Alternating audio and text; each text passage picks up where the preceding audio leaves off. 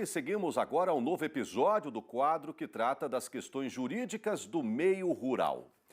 No último destaque, o advogado Pedro Puccini Mendes trouxe uma boa notícia para os produtores rurais endividados. Uma nova portaria do governo federal, traz novos prazos e possibilidades de parcelamento do Fundo Rural e também do ITR, o Imposto Territorial Rural. Este conteúdo você pode rever no site do nosso programa.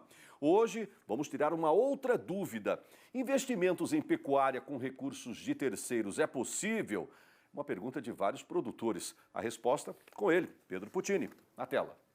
Saudações, tema bastante interessante poder bolar um modelo de negócio que seja juridicamente seguro, trazendo investimentos de terceiros para dentro de uma atividade rural, Eu vejo com bons olhos juridicamente e acredito que economicamente para os investidores também, neste conturbado cenário de investimentos, parece mais seguro do que muitas ações por aí, Bom, primeiro, isso é possível ou não é possível, Fazer um modelo de negócio com investimento de recursos de terceiros em uma propriedade rural.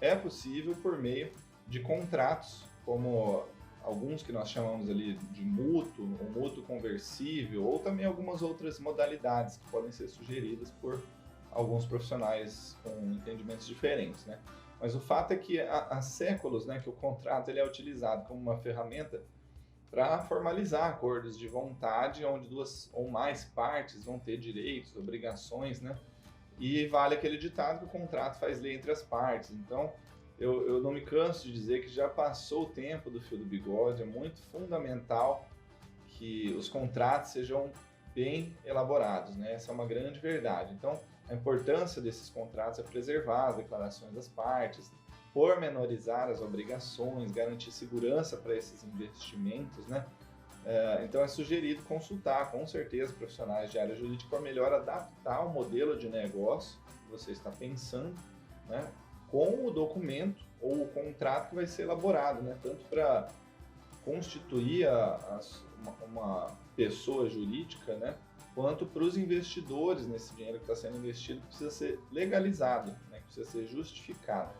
Bom, também é sugerido nesse tipo de trabalho societário e jurídico fazer ele conjuntamente com o profissional da área contábil, para poder sugerir o melhor fluxo financeiro e contábil, para realizar o giro do boi com esses recursos de terceiros, Lembrando aquilo que nós já comentamos aqui em uma outra edição, ao falar da execução dos contratos feitos em arroba, também serve para essa edição, Um contrato que permita as partes executá-lo em caso de descumprimento, desentendimentos, Precisa ser caracterizado esse documento como um título executivo, Então, da parte jurídica, o alerta é para legalizar esses recursos de terceiros na atividade produtiva sem que seja considerada uma agiotagem, uma simulação contratual ou relações jurídicas diversas daquilo que está sendo desenhado como modelo de negócio.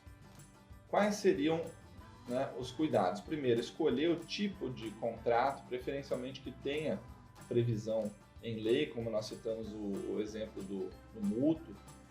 Segundo, escolhida essa tipificação do negócio, recomenda-se não deixar de fora os principais requisitos desse documento escolhido, como nesse caso, descrever o que está sendo emprestado, no caso, o recurso financeiro, quem está emprestando para quem, como e quando isso vai ser restituído, ficando o recebedor dos recursos, ou no caso o produtor rural, responsável pelo domínio deste recurso, respondendo pelos riscos, inclusive presumindo juros na devolução desse dinheiro. Terceiro, uma observação neste como será devolvido o recurso, também diz respeito à forma como ele será devolvido, Ou seja, emprestou dinheiro, devolve em dinheiro, um contrato de mútuo, Embora o dinheiro seja aplicado para a atividade produtiva, isso é importante para fins de caracterizar um documento juridicamente, Então, não pode ser devolvido em produto, senão vai descaracterizar esse modelo de negócio que foi desenhado juridicamente. Entendeu? Se devolver em produto outra coisa de natureza, daquilo diverso que foi contratado, pode ser considerado uma troca ou uma compra e venda. Então essa é a diferença. Quarto, elaborar um verdadeiro manual desse documento, né, explicando todos os detalhes, como, por exemplo, as definições, né, do que é o investimento, o que é a capitalização dele, a rentabilidade, o que é o período de devolução. Existem alguns casos que eles chamam até de ano safra, o período que vai ser aplicado, mas definir o que é isso para o investidor, né? Quinta dica, né, descrever quais são as atividades produtivas que esse recurso vai estar envolvido. Isso vai auxiliar os profissionais da área contábil, né, para fazer a legalização desse recurso. E isso inclui as atividades que estão descritas normalmente no cartão do CNPJ de uma empresa.